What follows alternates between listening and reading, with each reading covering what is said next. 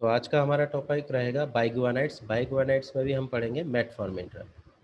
तो बाइगुआनाइड्स को समझने से पहले हम यहाँ देखते हैं कि यहाँ पे फैनफॉर्मिन, मेटफॉर्मिन, ब्यूटफॉर्मिन्स और भी ड्रग्स हैं हमारे पास, मगर इंडिया के अकॉर्डिंग हम देखें तो सबसे ज़्यादा इंडिया में अगर किसी से भी पूछा जाए तो वो सबसे पहले एक ही ड्रग का नाम देता है, वो होती है मेटफॉर्मिन। टाइप 2 डायबिटीज़ के फॉर्म में डॉक्टर भी सबसे ज़्यादा मेटफॉर्मिन को ही जानते हैं।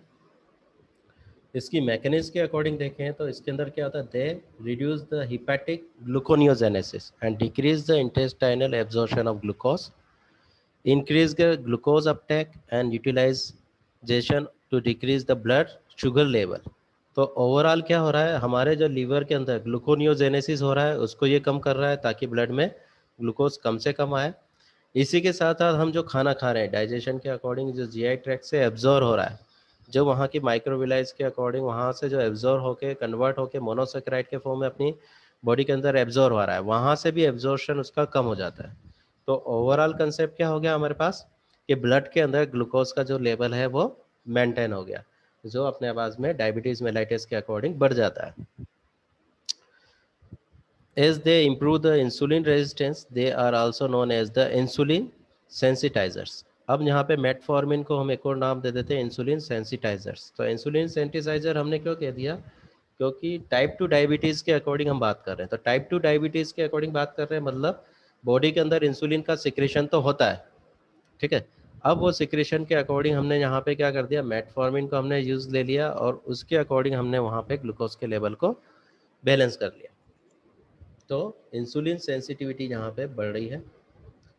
यहाँ पे मेटफॉर्मिन के अकॉर्डिंग देखें तो यहाँ पे अब सबसे पहले इसके स्ट्रक्चर में ये जो स्ट्रक्चर है हम देख रहे हैं, NH फिर C, NH फिर C, NH फिर NH2 NH2। तो NH2 NH2 दोनों साइड पे होते हैं, तो ये अपने पास बाइगुआनाइड्स का स्ट्रक्चर हो गया, जिसके अंदर हम क्या कह रहे हैं, जो एक NH2 ग्रुप है उसको हमने रिप्लेस कर दिया मेथाइल ग्रुप से। तो CH3 ग्रुप यहाँ पे लगा दिया एक साइड पे, तो ये अपने पास हो गया मेटफॉर्मिन, जिसको हम बोल देते हैं NN डाई मेथाइल बाइगुआनाइड्स। तो बाइगुआनाइड्स ओवरऑल इस स्ट्रक्चर को हम बोल रहे हैं।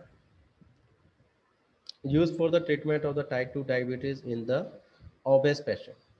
तो जनरली यहाँ पे इंडिया में कंसिडर किया जाता है कि अगर किसी के मोटापा हो गया तो उसको डायबिटीज़ की चेस्ट का टेस्ट वहाँ पे करा लेना चाहिए, और मैक्सिमम केस में वहाँ पे डायबिटीज़ मोटे लोगों को यहाँ पे मिल जाती है, क्योंकि जो मोटा होता है उसका क्या होता है, मेटाबॉलिक डिसऑर्डर वहाँ पे बैलेंस हो जाता है।